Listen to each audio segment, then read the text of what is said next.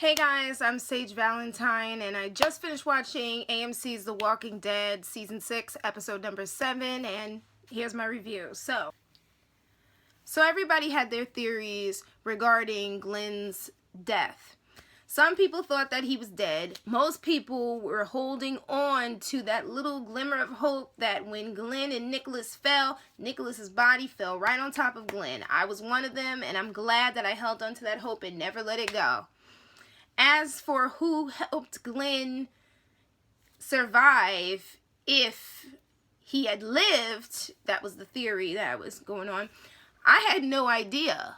But kudos to the writers for having Enid be the person that kind of sort of helped Glenn. And I thought it was actually pretty cool that Glenn decided, since she kind of helped me, I'm not leaving here without her. And despite the fact that she tried to run from him, she pulled a gun on him, Glenn was like, no, you're coming with me. And I thought that was funny how he disarmed her. She thought she was big and bad with the gun, and he kind of flipped it on her and was like, give me the gun. Like, the safety isn't off. Give me the gun. Can I just say that that scene that basically had Glenn walking around by himself, and he saw the dude that died by the gate, and then he saw the guy's message, that was such a sad scene. Not only because we know that Betsy, the woman who the message was addressed to, committed suicide and became a walker, but also the fact that Michonne had promised the dude that she was going to deliver his message to his, I think she was his wife, Betsy, and she couldn't. And I guess Glenn read that message, and I guess he started thinking about Maggie, and then I assume that he felt bad that things got so crazy that Michonne obviously couldn't take the message and couldn't put this dude out of his misery because of all the craziness, and they just had to keep on going.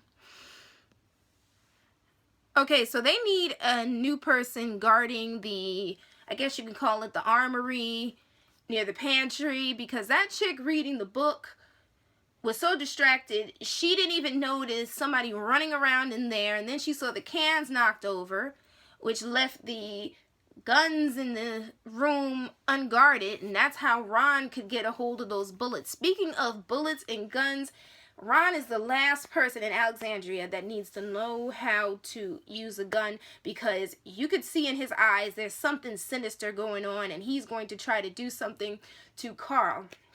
And I had a family friend who called right before I did this video, and she was asking, like, do you think that boy, meaning Ron, is going to try to kill Carl? Yes I do. And she was like, well, why do you think so? Because he is going to do that to hurt Rick, because Rick killed his father. Regardless of what the father did to the mother, Ron just has a whole lot of anger, and like I said, the last person that needs to know how to use a gun. Speaking of bad ideas, Spencer's idea to climb using that wire and that grappling hook, trying his best to make it over that huge crowd of walkers. He barely made it halfway before the hook gave out and he came tumbling down. And because of Tara's quick thinking and Rick pulling that rope with the guy from one of those HBO shows, I think it was The Wire or Boardwalk Empire or Oz or something, and Morgan pulling that rope up, Spencer would have been a goner. And I know that Deanna was so happy that Rick saved Spencer, but I do agree with Rick. Like, he totally could have just let Spencer be eaten, jumped down and just driven away and tried to lead those walkers far away from the gates. So basically that was a waste of time that Rick has to deal with, and Rick is a little bit aggravated, and I don't blame him for being aggravated.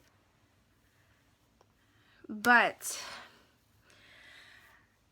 another big mistake that was made during this episode was when Morgan got the idea to ask Denise to go and treat that wolf guy with those antibiotics.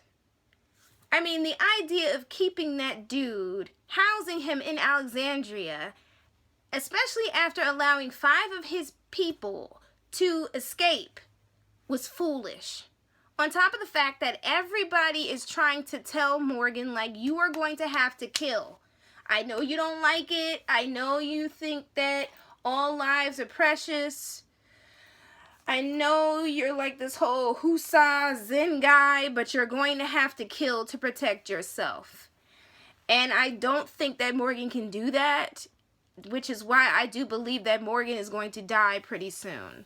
I'm going to be very sad when he dies because we just got him back, but I mean, it seems like on Walking Dead, anytime somebody becomes so calm and zen and they're comfortable in their place, that's usually around the time when said person dies, especially if it's a main person. So, I mean, we may have to kiss Morgan goodbye pretty soon. Kudos to the writers for that final scene, whereas those green balloons were released in the air and Maggie realized that that was Glenn, Rick realized that was Glenn, other people realized that somebody was out there, possibly Glenn, and you could tell that everybody was just sitting there watching as the balloons were rising, and they're just like figuring out, like, how are we going to go out and get them? Glenn is alive, we're so happy, and all of a sudden the tower goes and takes down part of the wall. So that means that the walkers are going to find a way inside. And when they do, God knows how many Alexandrians are going to die. God knows which of our favorites are going to die. I'm not looking forward to that at all. What's going to happen to Glenn and Enid, because they can't come back? Are they going to come across any... Well, they can't come back yet. Are they going to come across any walkers? Are they going to come across any other, like, characters? Are they good characters? God only knows. But that's about it for my review. You guys take care. If there's anything else you guys want to talk about in regards to Walking Dead or in this episode, if I left anything out that you think is important and you want to talk to, definitely leave it in the comments below. Check the links below also. Rate this video, hit that subscribe button, and subscribe to my brand of crazy. I love you guys. Take care. I've got quite a few reviews to do this week. Sleepy Hollow, Survivor, Scream Queens, of course, and The Walking Dead on Sunday. So until next time, I love you all. Take care. Bye, guys. Bye.